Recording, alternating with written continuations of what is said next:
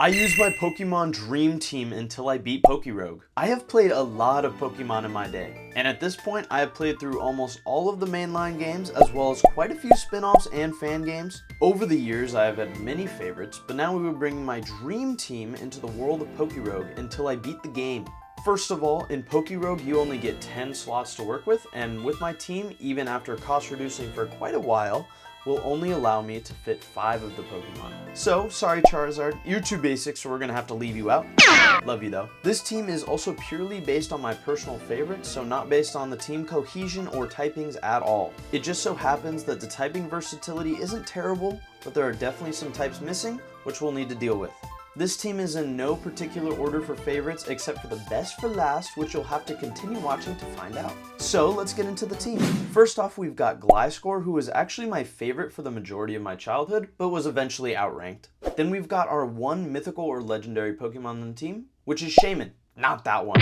The Hedgehog. I've always loved Shaman. I mean, it's a super cute grass hedgehog. I mean, come on. Next, we've got Dragonite, which is a very recent addition who has really grown on me quite a bit. Then we got Lucario, who has always been one of my favorites and just a neat Pokemon with appearances in the Smash series as well as the Pokemon movies. And finally, my favorite Pokemon is Lapras. Pretty much just a plesiosaur with a shell, but I love it. And here we go. The idea here is to evolve my Lucario as soon as possible to carry me through the first bit of the game, including the first hurdle at level 25 with the very first rival battle.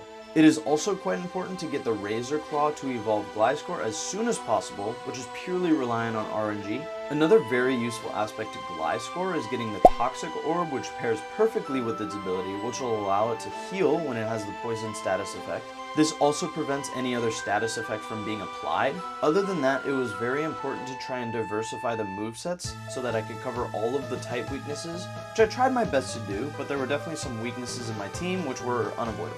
It took me quite a few tries to complete this run, and they were mostly due to rushing into fights without properly healing, or running into a random fight that completely wiped my team, like this Staraptor. I also lost on level 195 several times, which aggravated me to a whole another level. Another thing that was crucial to my success was getting the Gigantamax Lapras. The reason for this is because he was an absolute tank, especially against the rival battles with Rayquaza.